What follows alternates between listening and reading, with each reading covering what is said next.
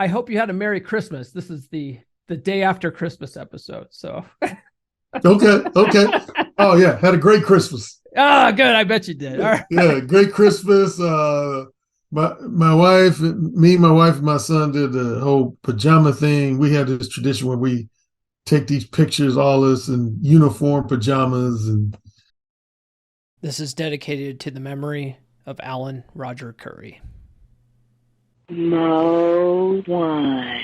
You're listening to the premier podcast for men who want to not only be better with women, but want to be better men in general. This is the Come On Man podcast.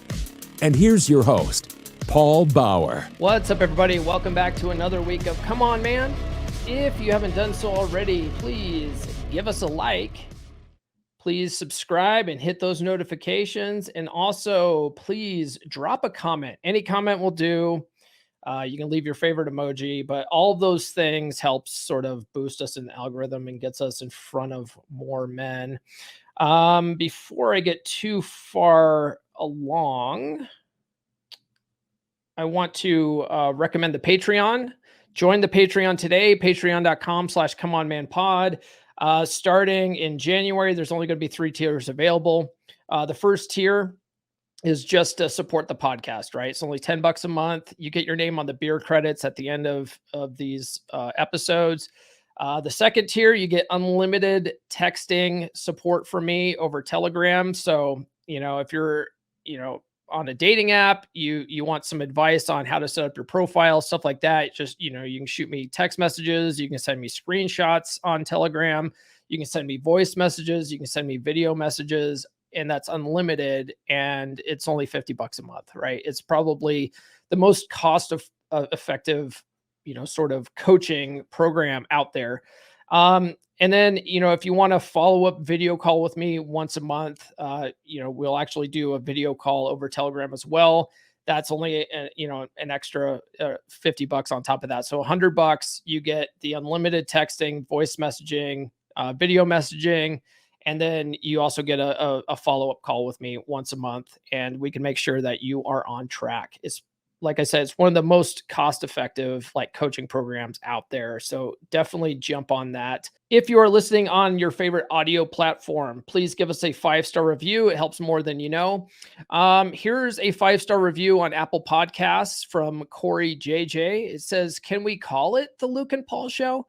All these shows are informative, but my favorites are when Paul's friend from England, Luke, pops in.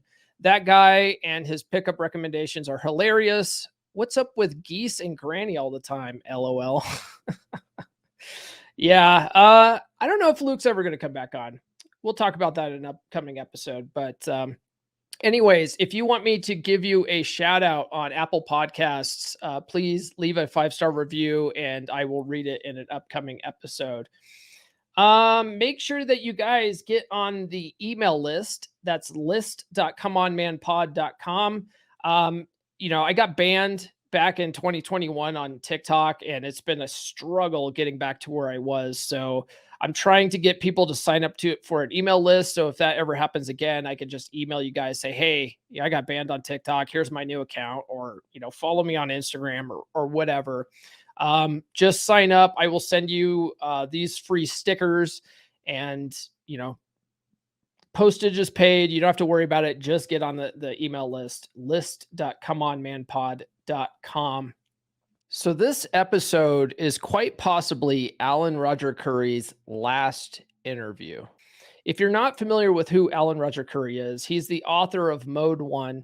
He's the godfather of direct game and verbal seduction. And he's just an absolute legend in this business. He came up with his Mode 1 approach back in 1984, right? He's very well known in the manosphere. And the reason why we got hooked up, and we'll talk about this in this episode, is I was doing a series of videos for Rollo Tomasi's latest book, The Player's Handbook.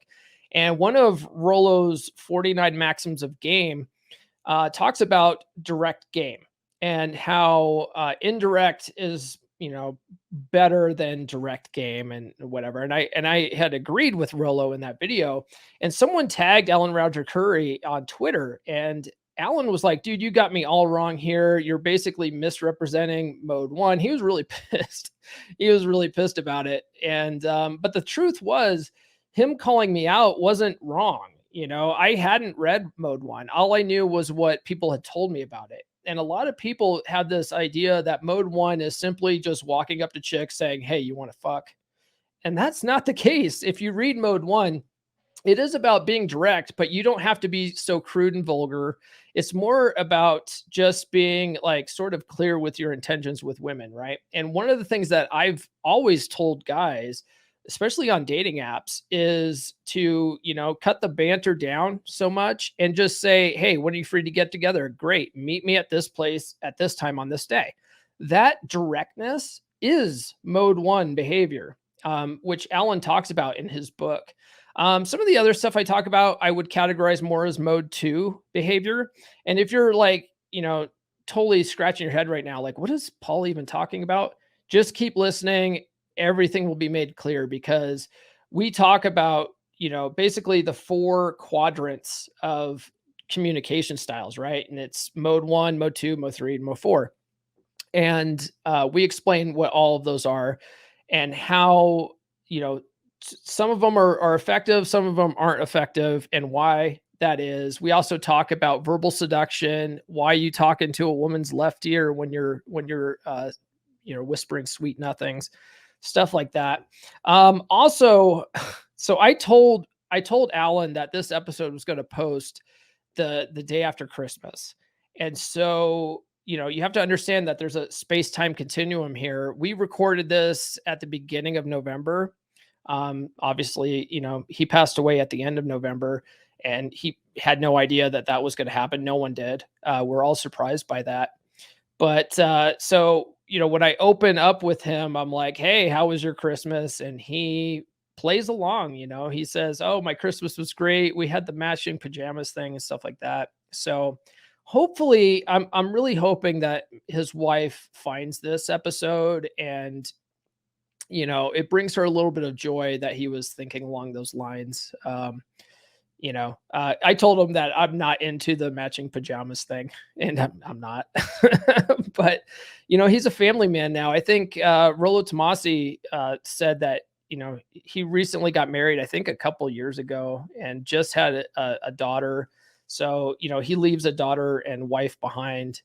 So I'm hoping that this episode does some justice. I hope people tune in and we really give the respect to him that he deserves, and to his whole mode 1 philosophy. And I hope that it helps carry on his legacy in that regards. And I'll bring you that conversation right after these words. Hey guys, real quick, the sponsor this week is Duke Cannon. You see this right here? It's their liquid proper cologne. And I've been using this for a couple of years now, and I have yet to find a woman that doesn't love it. It's really inexpensive and makes you smell manly as hell. They don't have as many options as they used to, but right now I currently have one for every day of the week. I'm not kidding. This one right here, Lincoln, is my Friday cologne. My Saturday cologne is called Grant. And together, they get the job done, if you know what I mean. Visit duke.comeonmanpod.com or click the link in the description, and you get free shipping on orders over $25. Clicking the link says that I sent you, and you get free shipping. Win-win. You can't beat that, guys. I would call this liquid panty dropper, but I don't think Duke Cannon wants me to say that, so I won't. All right, joining me this week is a man who self-published his first ebook in May 1999, and since then has gone on to write and self-publish 5 audiobooks, 5 paperbacks, and 7 more ebooks. His nickname in the worldwide manosphere is the Godfather of direct verbal game advice and wisdom. And his most popular book is titled Mode 1, Let the Women Know What You're Really Thinking. I'm glad to have him on my podcast. And with that, I welcome author and dating coach, Alan Roger Currie. How are you doing today, sir? Thank you, Paul, for having me. Much appreciated. Yeah, man. I I hope you had a Merry Christmas. This is the day after Christmas episode. So Okay. Oh yeah, had a great Christmas. good. I bet you did. All right. Yeah, great Christmas. My wife, me, my wife, and my son did the whole pajama thing. We had this tradition where we take these pictures, all us in uniform pajamas, and it was cool. It was cool. You do the pajama thing. I dated a gal one time that was her thing. Every year she bought everybody pajamas. I hated it. You say you hated it. I hated it. Cool with it. It's a little bit corny to me, but for the most part, I flow with it. But yeah, that's my wife's thing. She loves doing that. Okay, yeah. So Alan, we got in contact because of a tweet I put out in my 49 Maxims of Game series based on Rollo Tomasi's latest book, The Player's Handbook. Mm-hmm. And in that book, Rollo mentions Mode 1 and refers to it as direct approach. And in the maxim in question is game maxim 13. Some girls will reject your direct game who would have eventually fucked you had you gone indirect. Now someone sent me the video you did on our tweet interaction. I just want to clear something up. I never said indirect works on all women. Okay. I asserted that it works on more women than direct does. However, I had a misconception of what that meant until you called me out for talking about Mode 1 without having read it. Yeah, it is. It's nothing personal, but yeah. I'll just quickly say over the years, I've had a lot of men and even some women too that have tried to offer critiques of my Mode 1 approach philosophy without ever reading either the ebook, paperback, or listening to the audiobook. And of course, to me, that makes them lose credibility. Now, if somebody has already read the book or listened to the audiobook and they have specific portions they want to, intellectually challenge, I don't have a problem with that. I don't have a problem with that at all. Mm-hmm. But I prefer that people read the book or listen to the audiobook before they try to challenge it. Yeah. No, I agree with that. One thing I do want to say that anyone who says that something works on all women, like, they're full of shit. Like they're selling you something. They're selling you something. We're gonna get into it. I have some questions about this, but I mean, you talk about this in Mode 1. There's like 4 types of women. So yeah, we'll talk about that in a little bit. Okay. So I had your book on my reading list for a long time. I hadn't gotten to it yet. But I was told, this is how I first heard about your book. Like, I was told by several guys that, hey, you got to read this Mode 1 book. It's a cold approach book. It's basically you walk up to women and you ask them if they want to bang.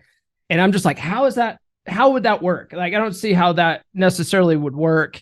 And the funny thing is, you actually mention at the end of Mode 1, near the end of Mode 1, that there's a lot of guys with that misconception that that's what Mode 1 necessarily is about. And you say too that, like, you don't have to do the verbal seduction stuff. You can just be direct with women and say, hey, look, I have no intentions of being your friend. Like, that's being Mode 1 too.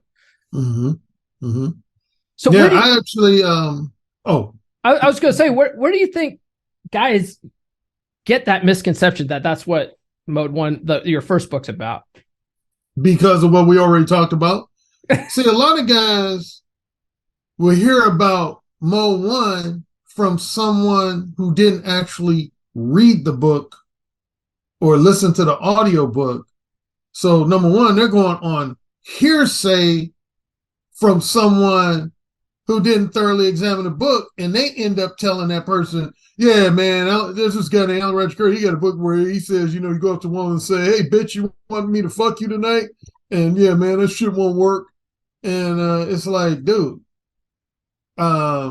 So yeah, that's where it usually starts. Like, there used to be this site before, sadly, the mass murdering incel Elliot Rodger got it shut down, called PUA Hate. Where I don't know if your listeners or viewers are familiar with that, but it was real popular for about 4 or 5 years. Because what happened, quick side note story, a lot of guys were starting to get upset at conventional PUAs because they were guaranteeing guys that if they went pay for this Thursday through Sunday boot camp or listen to their CDs or DVDs, that they would be almost guaranteed to become an overnight ladies man or overnight womanizer. And when that didn't happen, of course, these guys wanted their money back. Mm-hmm. And what would happen in worst case scenario, a lot of PUAs didn't offer any refund, but most of them offer like a partial refund, anywhere from like 50 to 80% refund, but they still kept 20 to 50%. And that caused this message board called PUA Hate to form, where guys would come on there and complain about the money they spent on a PUA's boot camp, but it didn't really help them. And my name inevitably ended up getting brought up on the message board. Mm-hmm. And that's how I heard about it. So I would go there to, you could say, defend myself. And that's what a lot of guys on that message board were doing. They were saying, oh, yeah, this Alan guy, he got this method called Mo 1, where you just go up to him and say, hey, my name's Frank, and I want to put my dick in your ass.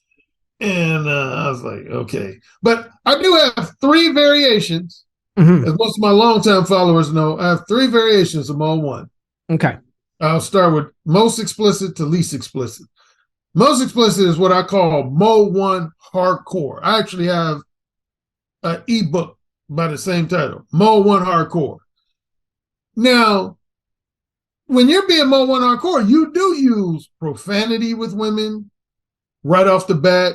You use sexually explicit language right off the bat. But I would say the distinction from how some guys would portray it, like I was just giving examples, is that when I'm Mo 1 Hardcore, if I say so myself, I'm smooth with my shit. Mm-hmm. I don't sound like just a dork with Asperger's syndrome, respect to autistic people. Mm-hmm. But, my stuff is very smooth. The volume of my voice is smooth.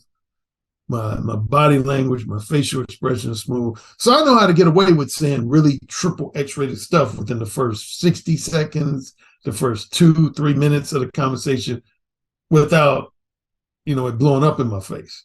Mm. The next variation is what I simply call default Mo 1 or conventional Mo 1.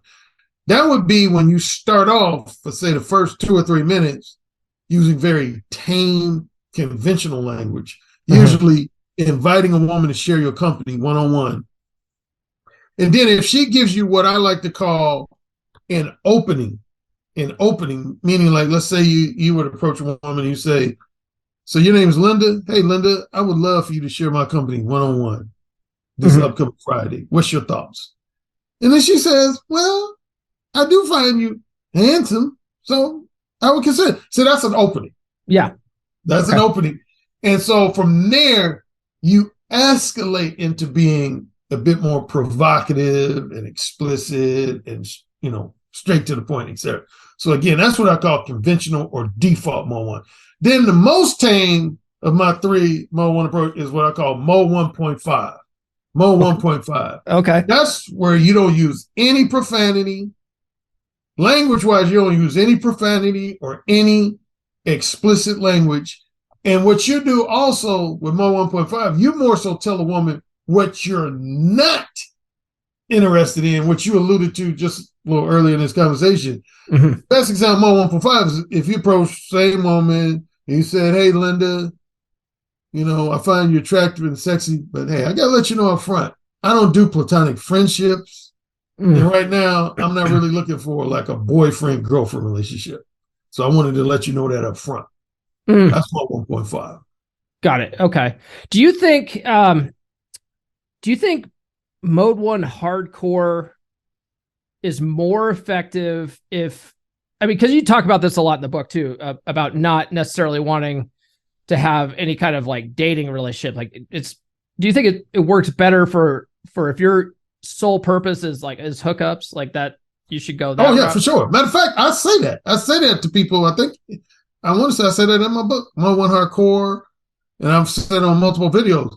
Mm-hmm. Like Mo 1, well, first of all, I want to say good question. Standard Mode 1 and Mode 1.5 could go either way.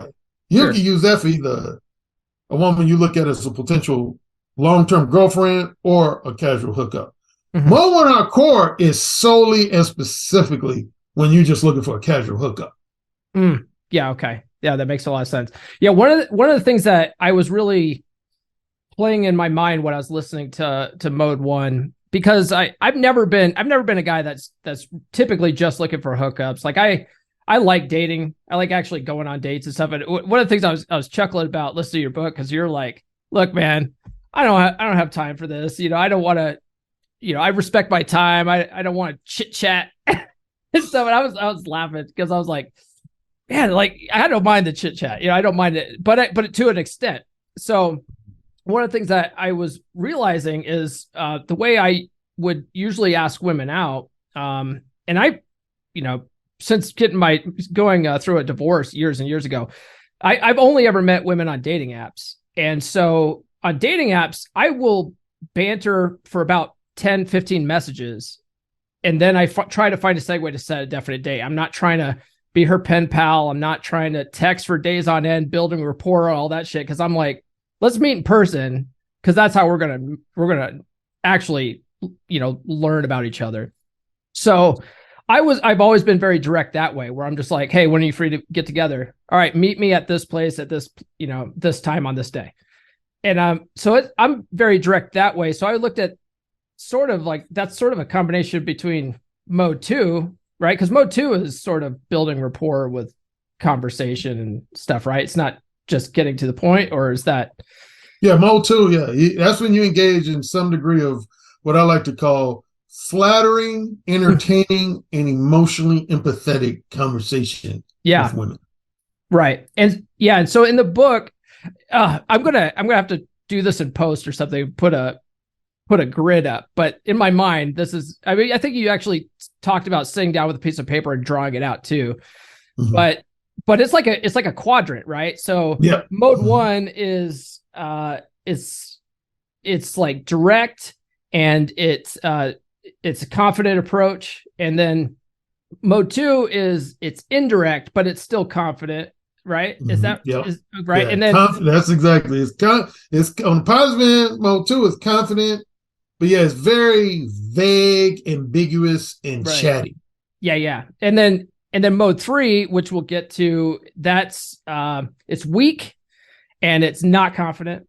And then Mode 4, it's direct, but it's weak, right? Is that yeah, right? Another way I would describe Mode 4 is Mode 4, I call it lightheartedly called Mode 4 the evil twin to Mode 1. It's just as direct as Mode 1, but it's a lot more antagonistic, mean-spirited, and egotistically insecure compared to Mode 1. Yeah. Because when I was listening to your explanation of Mode 4, I immediately started thinking like black pillars, MGTOW guys, the doomers, the guys that are like, oh, women ain't worth it. It's not, the juice isn't worth the squeeze type guys. Exactly. There's a lot of pills out there, right? And I think you recently did a video on like red pill, the differences between red pill, purple pill, black pill, and stuff like that.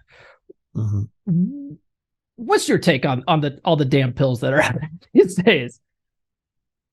Well, the biggest thing that frustrates me a bit, and I said this on the video, there's a lot of guys in the manosphere, and more specifically on YouTube, that will call themselves red pill. Mm-hmm. That will call themselves red pill. But when you actually listen to their commentary, it's either black pill, which you already described almost perfectly. Mm-hmm. They're really either black pillars, but they're referring to themselves as red pill, which to me gives red pill guys a bad name. Mm-hmm. Or in some cases, they're purple pill, but they prefer to refer to themselves as red pill. Mm-hmm. And I'm irritated by both of those groups of guys because, like you already said, black pill is guys that just almost have a high degree of bitterness and resentment towards women. Yeah. They basically don't like, once they find out about what's known as women's true nature, they don't like it. Yeah. And they become pissed off about it. And so, that's your black pillars. Now, there's some black pillars who own up to being black pillars. Sadly, I just watched a video on the side note just last week of a young black guy who would always hashtag his video black pill, and he killed himself. That's awful. That's awful. Yeah, it just really saddened me. But and then purple pill is, be a good example of purple pill guys, some conventional PUAs. There's a lot of guys who will say, I understand women's true nature. Well, if you truly understand women's true nature, you know that women are just as down to engage in casual sex as men are. That's actually at least 1/3 of the reason why I wrote my first book, Mo One, was to point that out. That there's a lot of women in society who are down to engage in casual sex, but they're not going to necessarily let you know that from the time they first meet you, and unless you got really good verbal seduction skills, which relates to my book, Who Said Again. And so if you're, say, a conventional PUA and you know that women aren't down for casual sex, but everything about your behavior is about treating them like girlfriend material, which is what's commonly known among people, and particularly women, as a fuck boy. That's purple pill. But again, you got a lot of purple pillars who will get on videos and refer to themselves as red pill, and I honestly don't like that. To be honest, I used to sort of think that I was purple pill, and that was before it was the same situation, right? Where I heard, people describe, oh, this is what red pill is. It's like a bunch of guys that hate women. And so that's why I had this concept until I actually read some books in the red pill space, like Rational Male, the first Rational Male. Actually talked to Rollo, had a bunch of like the Rule Zero guys on the podcast, and they sort of schooled me on like, hey, no, man, that's not what real red pill is. Like, red pill's not necessarily about hating women. It's about, understanding how women are. And that's all it is. It's praxeology. It's observable behavior that women do. And that's it. Take with what you want. You can actually use some of this shit to your advantage and have great relationships. And once I realized that, I was like, oh, geez, I had this way wrong. I think everybody knows I have some philosophical differences with Rollo. Yeah. But on that point, that's one thing. Again, for overly simplistic purposes, that's how I would define the different four pills. Yeah. Blue pill, you have no understanding of women's true nature. Red pill, you have a thorough understanding of women's true nature, and you accept it objectively. You understand the nature and you accept it. That's the more important thing. You accept it objectively. Black pill, once you understand women's true nature, you don't like women anymore. You think they're all bitches and sluts. Yeah. And then purple pill, you understand women's true nature, but again, your behavior is such that you're treating women like you don't understand their true nature. Yeah. Yeah, you're still sort of believing in the fairy tale and putting them on pedestals and stuff like that. Yeah. So speaking of Rollo, I hear you have a critical review of his newest book. So are you guys beefing at all? You guys have a beef? Because Rollo has a beef with a lot of people. Well, here's what I would say, because a lot of people have asked me.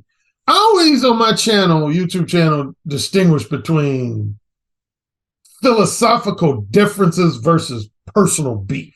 Okay. Personal beef is if you've expressed like personal insults against me as just a man and against my character and integrity, then I'm going to come at you full force back.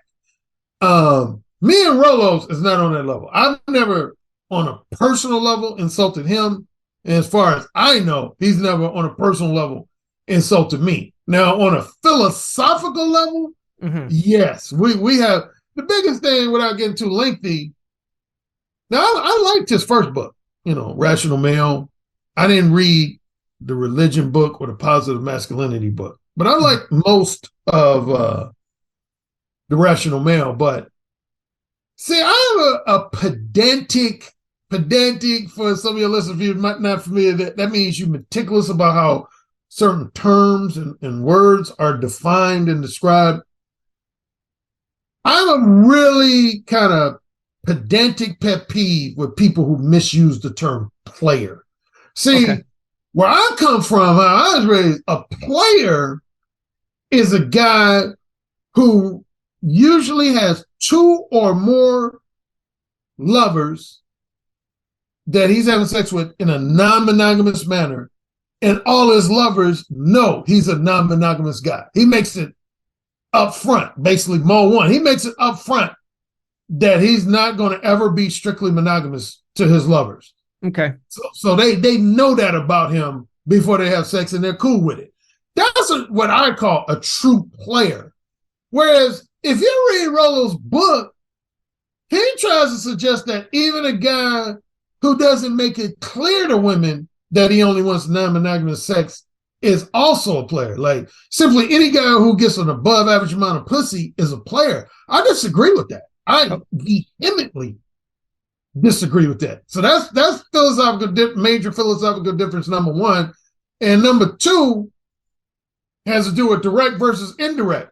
Yeah. See, a lot of conventional PUAs and some dating coaches, they think Mode 2 is being direct.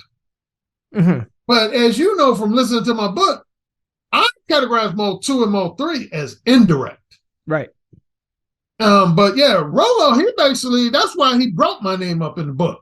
Because he was basically saying, I'm paraphrasing his words, but essentially what he says in the book, if you listen to Alan Roger Currie, you'll think that only his version of direct, meaning Mode 1, is the only form of direct. But he says, no, there's other ways to be direct. And he basically goes on to describe Mode 2. But that's not direct. Yeah. Okay. Yeah, that makes sense. Well, so speaking of Mode 2, though, I wanted to talk to you about this. So I first got into this, like one of the first books I read to get into the space was a book by Corey Wayne. Are you familiar with Corey Wayne? No, I'm familiar with 3% Man. Yeah. So I read How to Be a 3% Man. And one of the things that he talks about in that book is how it's been scientifically proven that women are more attracted to men whose feelings are unclear. And if you Google that, there's actually, a study on it that's, published in some psychological journal. And so I've always sort of liked to practice, where, if a woman asks me, hey, are you seeing a bunch of girls right now and stuff like that? I've always been sort of indirect with that. I would say, well, I always have room for one more. And, just not actually answer the question, but let their hamster wheel sort of work to be that, mystery, not, type character, not mystery, the pickup artist, but a mystery, you know what I mean? Yeah, so, I know what you mean. Enigmatic. Yeah. But that's Mode 2 though, right? Yeah, it is actually. Yeah, that's Mode 2. Yeah, the difference between Mode 2 and Mode 3. Mode 3 is the worst. That's when you just flat out lying to a woman. You're giving a woman the impression you want to be her next long-term boyfriend or even her future fiance and husband, when you know deep down you just want casual sex. That's Mode 3. Yeah. Again, that's what's generally known as a fuck boy. Yeah. Mode 2, on the positive end, you don't go as far as to just blatantly lie to a woman and give her, the impression that you want to be her next long-term boyfriend. But at the same time, you don't make it clear that all you want is non-monogamous sex either. You just leave things very vague and ambiguous. Yeah. And you do not recommend that. Well, here's the problem I have with it. I'll say this. In respect to getting late, and I have to point this out on a recent video of mine. Yeah. Somebody threw a straw man argument at me. I never said that you can't get laid being Mode 2. So I want to make that clear. Yeah. I'm saying you can't get laid being, you can get laid being Mode 2. Yeah. Here's the problem. If you're running across a woman who's what I refer to as a manipulative time waster, you're going to get played being Mode 2. Yeah, you absolutely can. Unless you're really good at spotting the time wasters. So one of the things that I've always done too is I basically will give chicks like 3 dates, so I'll go on. 3-day rule. I do the, that's pretty standard. That's industry standard, right? Yeah. I will give chicks about 3 dates. And if, like on the first date, this is another thing too. So one thing that I do also is, you talk a lot about the book about how, you should be direct verbally. But one thing that I like to do and I learned worked very well was being very direct physically. So like, so on a first date, what I mean is like, I'll go for a kiss, right? I won't say anything. I'll go for a kiss. And a lot of chicks respond very well to that. So I think like that's pretty direct. I don't know if a lot of guys are pretty scared to do something like that, but you say no. Okay, I see you shaking your head. Okay. Why? Okay, here's why I have a problem with that. I did a whole video on this. If you go to my archives, and I ended up bringing up Rollo because of his book, because he talks about that. See, here's my argument there. Yeah. What I said in the video on my YouTube channel, there's no such thing as being non-verbally or physically direct. You could be physically bold. Okay. Such as what you just described. You could be physically bold, physically assertive, physically aggressive, but you cannot be physically direct. See, and this is one of the reasons why I have a problem with Rollo's latest book. Yeah. If you talk to anybody who's considered an expert in the area of interpersonal communications, they'll tell you the meaning of direct means everything about your desires and interests is specifically clarified. That's what it means to be direct. Everything about your desires and interests and intentions is specific. In other words, you're making it specifically clear to a woman whether you want short-term sex or long-term sex, or monogamous sex versus non-monogamous sex, or sex that involves emotions or sex that doesn't involve emotions. How can you do that non-verbally or physically? You can't. Like, just because you're aggressively kissing a woman, she doesn't know if you want short-term versus long-term, or monogamous versus non-monogamous, or emotion-driven sex versus sex without emotions just because you kissed her. I see what you're saying. Know that shit. Yeah, I see what you're saying. Okay. The difference is bold and direct is you can only be direct verbally. Yep, that was my video. You can only be direct verbally. Again, you can be physically bold, assertive, aggressive, but you cannot be physically or non-verbally direct. Got it. Okay. No, that actually makes a lot of sense.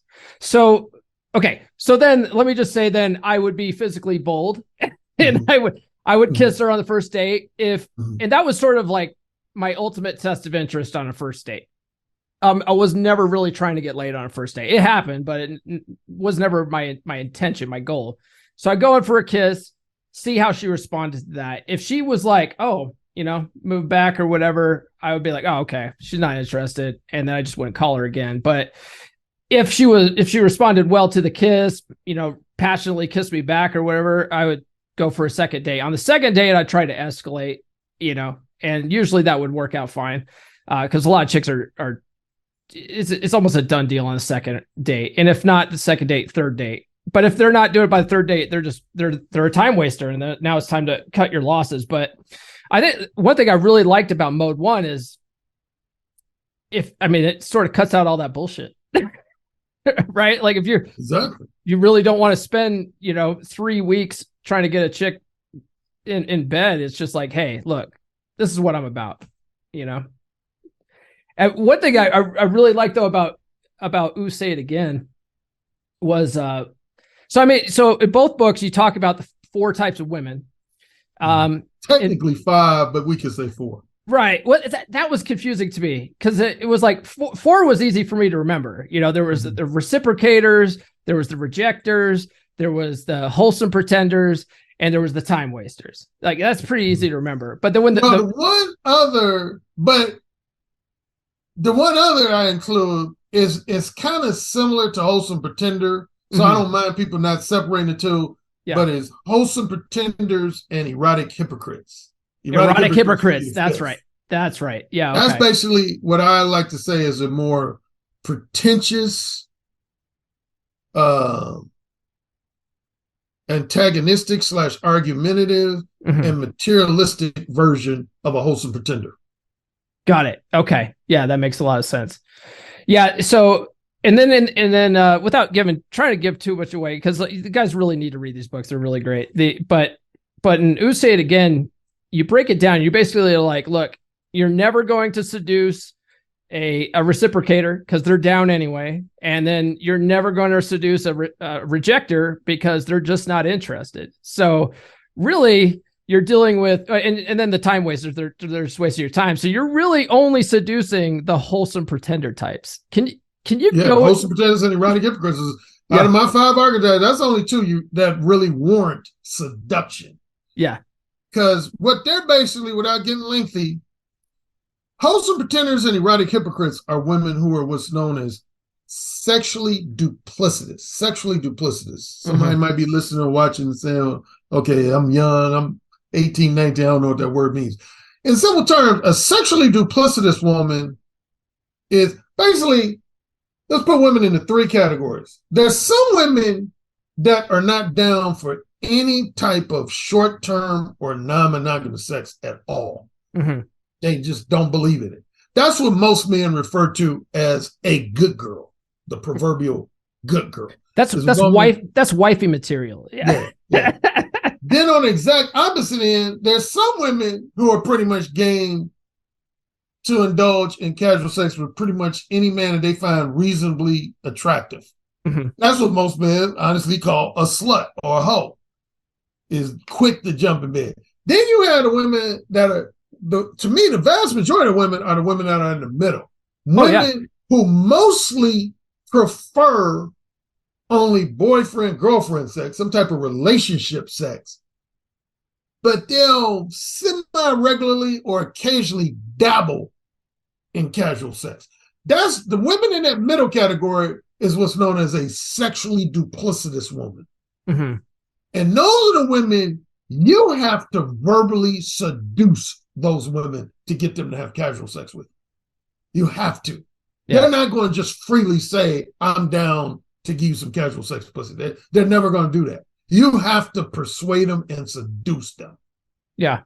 One thing I loved in your book too was how you're like how you're able to identify those women. Like you give several examples. Like some of it was body language, how you would get into their 3-foot zone and see how they're, if they would come closer to you or if they would just let you get in that, or, if you could get into the left ear zone, which I want to talk about.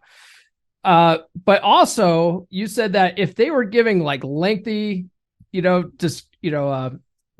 rejections or calling you out and calling you, oh, you're nasty and all this stuff like that, but they're not just straight up saying, hey, I don't want to talk to you about this anymore and walking away. They're still there talking to you. You're like, they're a wholesome pretender.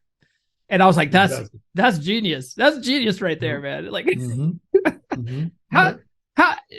thing too, you say is you would rather have a straight up rejecter, right? Like, because they're not wasting your time, right? Than someone that's wasting your time.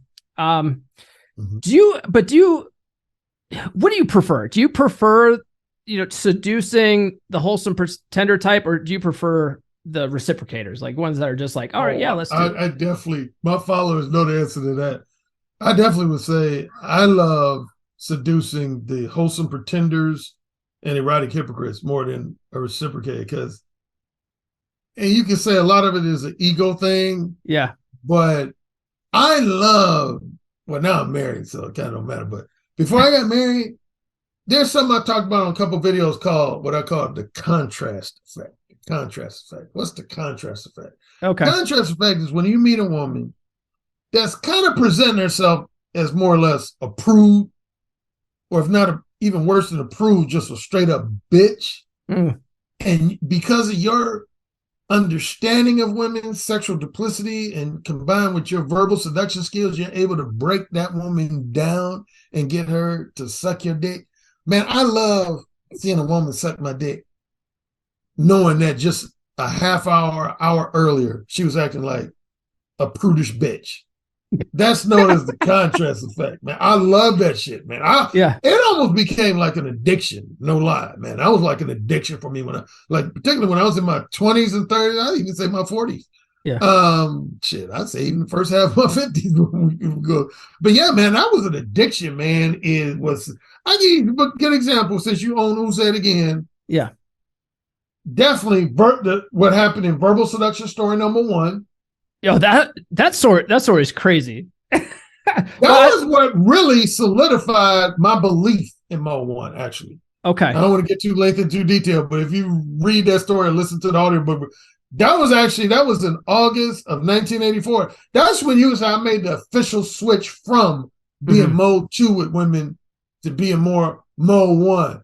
If I had 1 or 2 other stories, I have 6, as you know, but your listeners might not know. And Who Said Again, I have 6 verbal seduction stories. I would say at minimum 2 of them and at maximum 3 of them involve women who were kind of like either overly a prude or just basically a bitch.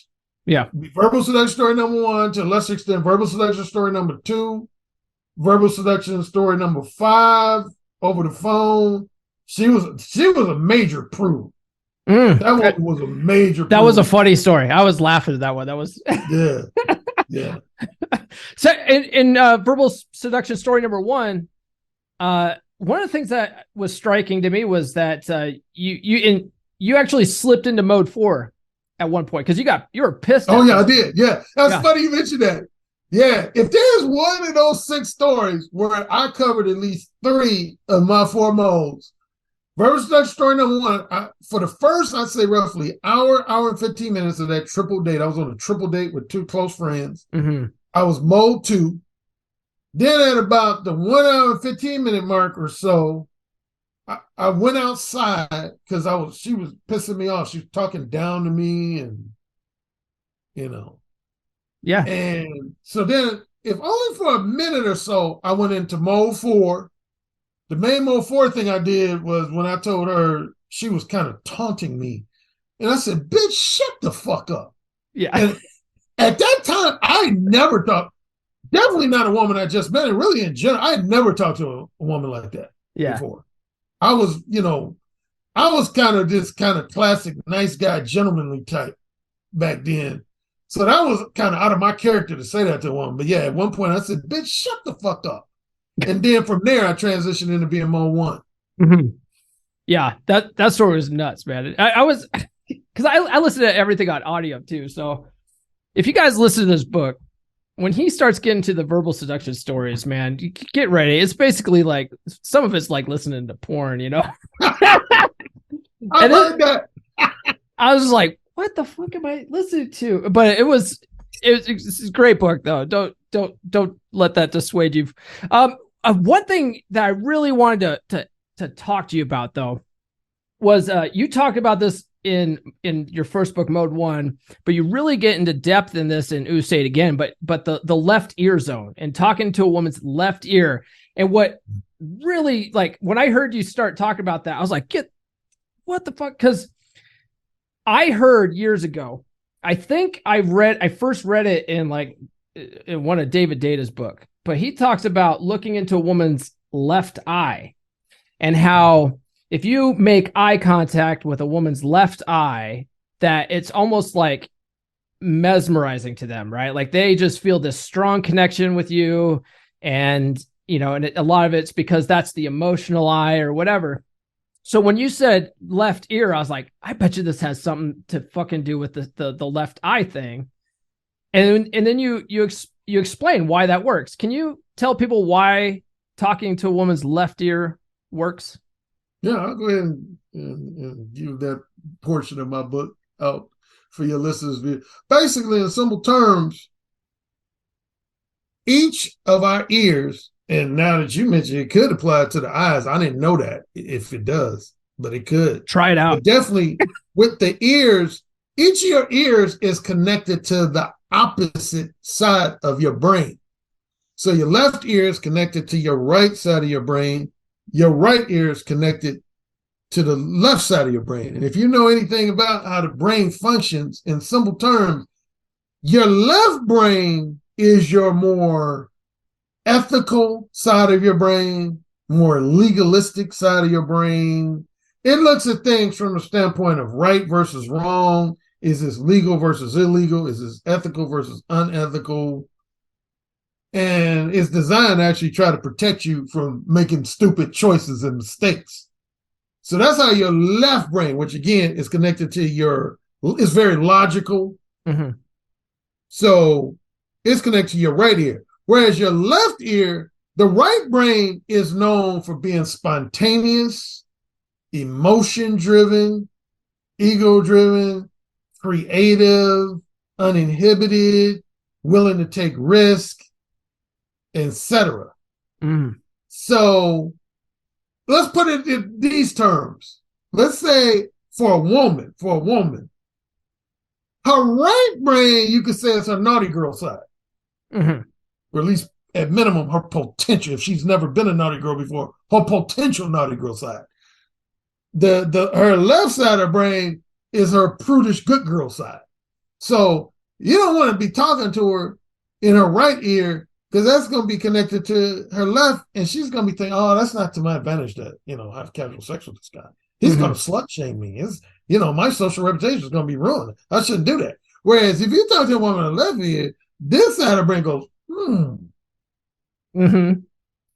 That sounds appealing. Yeah. Yeah, exactly.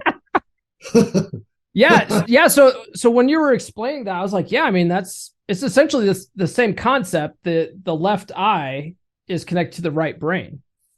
So I was like, wow, this is I've never heard anyone talk about that except for other than I swear it was David Data that said that thing about the eye. So it made a lot of sense to what you were saying about the left ear thing. And then one thing that I realized is that on my couch, when I'm sitting there watching TV with my girlfriend, she sits on my left side. So she's seducing me, man. Can you believe that? Here I am thinking I'm being smooth. She knows what she's doing. So I saw where you recently completed a feature film screenplay titled Non-Verbal Consent. Without giving too many details of your story, what's the general premise of that? Well, it's funny. We were talking about direct verbal game versus indirect verbal game. A lot of guys who are against direct verbal game, which is mode 1, mm-hmm. they're like, you hear conventional PUAs talk about this thing, sub-communication. Mm-hmm. And that means you just take time to read about a woman's body language and you make physical and sexual moves on a woman based on how she responds to you non-verbally. Mm-hmm. So for an easy example is if you invite a woman over your place, you guys are watching Netflix movie, sipping on wine, and you start kissing on her and unbuttoning her blouse, and then eventually you lift up her skirt or dress and take down her panties, and she doesn't stop you. Mm-hmm. That's considered non-verbal consent. The problem is this. In the 60s, 70s, and for the first 2/3, 3/4 of the 80s, that was fine. No problem. But then what happened around 1990, somewhere between 1990 and 1992, is when date rape became a thing. Before that, for young guys, they might not know that. Before that, it was just about rape. Nobody used to talk about date rape until about at earliest, maybe 88, 89, and definitely into the early to mid-90s. That's when you started hearing about date rape. Mm. And anyway, without getting too detailed, now on top of that, you got the Me Too movement. A lot of Me Too movement accusations and allegations arise because of men operating on non-verbal consent. Mm-hmm. So people who follow me know I always say as much as possible, you should always try to get verbal consent, of course, would be if you were talking dirty to a woman and she said, oh, you got my pussy so wet, I want you to fuck. Yeah. That's my strong preference, is always to receive verbal consent from a woman. So you're not advocating for saying, hey, may I please have sex with you? Because No, I don't. I don't that's going to believe dry in a woman's asking. pussy up, man. That's going to dry it Yeah, up. I don't believe. I say that all the time. I don't believe in asking a woman Yeah. for permission to have sex with her. I just believe you let a woman know you want to fuck her, and you wait for her to either respond affirmatively or negatively. Sure. Okay. Yeah, that makes sense. One thing I will say about that though is, man, I put out a lot of like short form content, a lot of TikToks and stuff, and there are guys that are like deathly afraid of Me Too accusations, erroneous rape allegations and stuff like that. And maybe it's just because I'm an older guy and it's a generational thing, but I've never actually experienced that. I've never experienced something to that effect. And if I was going in, making a move on a woman and she was like, no, like we're not doing that, then I'm like, okay, cool, back off. So it's like, I just never dealt with that, but a lot of guys are just deathly afraid with that. Do you think that guys are too scared of it? Like, or do you think that they should be scared of it? I don't know. I think that guys worry about it more than it actually happens, but that's just an opinion of mine. Yeah, I would say in most cases, men worry about it more than it happens. Yeah. Okay. All right. I was curious about that. Yeah. Cause, and that's another thing too, is like some guys also think that I need to have an actual written contract signed in triplicate and, take it down to the get it notarized before I'll have sex with her so that she doesn't do this. I'm like, man, you are overthinking this, Well, I will say in defense of contracts though, yeah. I don't know how familiar you are with what's known as the BDSM lifestyle, which I've been involved in off and on for a number of years. Uh-huh. That's par for the course in the BDSM lifestyle. Yeah, men and women do actually use contracts to prevent, drama from happening later on, particularly on the male side. Yeah. You don't want to say, here's the thing, like if you're in a BDSM lifestyle, a lot of women you might be in a BDSM relationship with, they like you verbally abusing them, verbally disrespecting them, talking to them like they're a piece of shit. That's what's known as a masochist. Yeah. If a woman gets turned on by that means she's a masochist. Now, let's say you're in a BDSM relationship with a masochist, and then, I don't know, somehow y'all fall out a year later, and then she tries to accuse you of inappropriate behavior. She says, yeah, he used to call me a no good bitch. And you can say, hey, no, we signed a contract. She said she was open to me verbally abusing her, verbally disrespecting her, because she said she's a masochist. She signed it right here. So in the BDSM world, contracts are a way of protecting yourself. Now, for the average guy, I would probably say, yeah, you don't really need to do that. Although, I remember when Dave Chappelle had his show years ago on Comedy Central. That was one of his skits.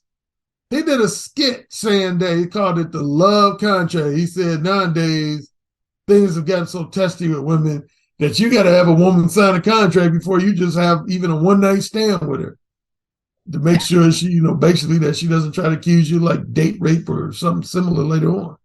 Yeah. Does that hold up in court? Do you know? I would say it depends on the judge. Depends on the judge whether they'll treat it with seriousness or. Here's where definitely. Like if you say you're in a BDSM relationship and you do a contract with your partner and you have it signed by what's known as what do you call it? Notary, yeah. Notary public. Oh yeah, it carries more weight. Yeah. That would be legally binding then, I would say. Yeah. Yeah. This conversation reminds me of, a video came out a couple months ago of Tristan Tate. You know the Tates, right?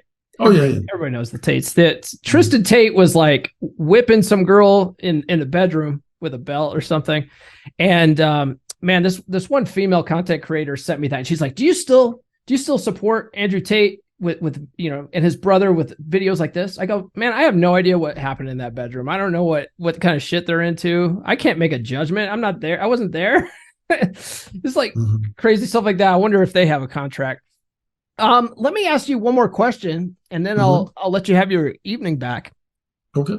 So, when we first started listening to Mode 1, my girlfriend and I were listening to it. I still had the preconception of, this is just walking up to chicks and banging and stuff like that. So I hadn't gotten through the full thing yet. One of your first examples is of going up to a gal in the grocery store, and she ended up like sucking your dick, like right there. Yeah, literally in the store. So one thing that my girlfriend, like a question that came to her mind was, I wonder if this predominantly works more on like Black women, and so I'm curious, do you think Black women respond to it better than like white women, Asian women, or whatever, or it doesn't works on all women? All women. Oh, okay. Casually, in my long time I was noticed, I've been with at minimum at least 2 or 3 women of pretty much every race on earth. Mm-hmm. Now, my long-term relationships have been almost exclusively Black women. Mm-hmm. Although I've had some 1 or 2 long-term casual relationships with non-Black women. But yeah, it works on all women. But I get that. That's a great question, because here's what's funny. There was a woman, I ain't gonna say her name. She's on YouTube though.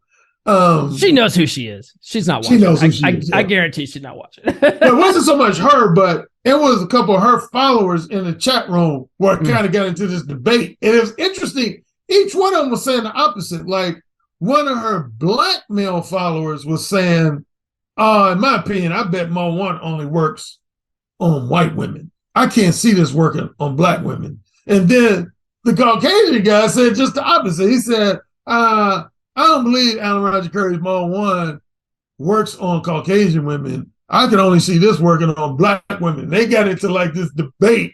And then I chimed in and said, it works on both. Trust me, it works on both. Yeah. Yeah. I think one thing that I think guys really should take away from this, if they have any kind of misconception about it, is like, don't just take Alan's word for it. Like, try it. That's one thing I say with pretty much anything. It's like, well, have you tried it yet? Because how do you know it doesn't work if you haven't tried it yet? And that's one of the things that I was really trying to have the mindset of going through listening to the book, was like, well, fuck, dude, you haven't tried this. How do you know it won't work? Like, it sounds to me like it probably would work, like highly likely. And I have noticed that women do respond to directness very well. Paul, I'm glad we're closing out on this note, because what you're saying, oh my God, is such a understatement for me, because I give a guy a pass if a guy says, hey, I was Mo One with 50 women over the last 2 years, and I'm sorry, it just doesn't mesh with my personality. I don't have no criticism for that guy. Mm-hmm. Nothing else, at least he gave Mo One a try, but he feels like it just doesn't work for him. It's not beneficial for him. Yeah. But as you just talked about, there's been so many guys in both in the manosphere and even outside of the manosphere that have criticized my Mo One approach. They haven't even tried it on one woman. Yeah. Yeah, that's crazy. Yeah, and I mean, the stuff I talk about in my like TikToks and stuff like that, I get guys saying that too, like, that wouldn't work. Like, have you fucking tried it? Because like, I've tried it. It works great. It works great for me. Maybe it won't work for you. Maybe you got to find something that does work for you. Maybe mode 1 would work for you better. I don't know, but at least fucking try it before shitting all over it. There you go. Exactly. So, man, this has been a great conversation. I really appreciate having you on. Where can people find you online, Alan? They can find me at Direct Approach Dating, as one word, directapproachdating.com. That's my main website. Kind of a secondary website I have is Mode One, MODEONE.net.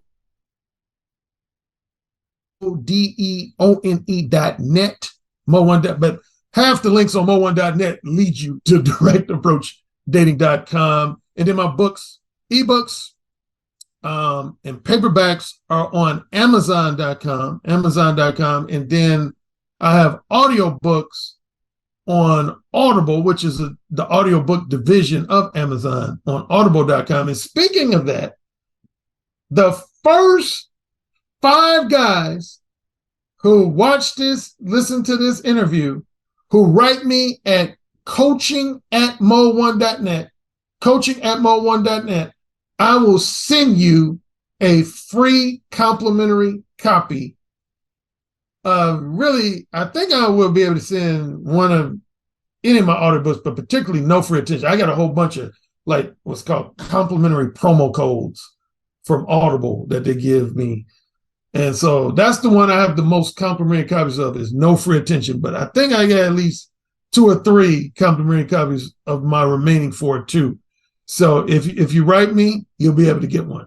All right. I'll put links to these all in the description. I'll put your email address in there as well. So if you guys are driving or something like that and you hear this, just stop your car, look at the description. You'll find his email address in there and shoot him an email and he'll get you those promo codes.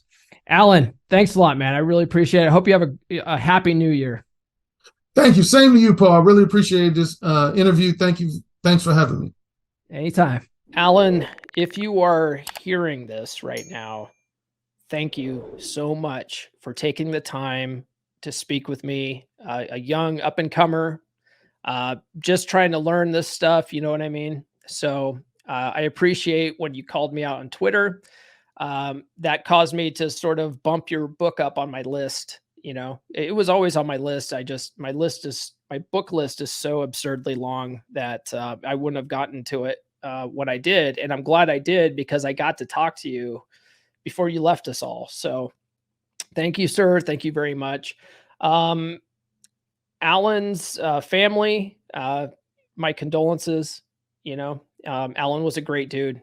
For the small amount of time that I got to converse with him, I just thought he was great. So I hope this episode does him justice. I hope that it carries on his legacy, or helps to carry on his legacy, you know, just that much longer. All right, guys. I've already pitched the Patreon and my email list at the beginning. I'm not going to do that again. I think, you know, we should just take a minute to remember Alan Roger Currie and the information that he's given us. With that being said, I guess we'll catch you guys next year. Happy New Year's. Stay safe out there. This has been the Come On Man podcast. New full episodes served hot every Monday morning on your favorite podcast platform of choice.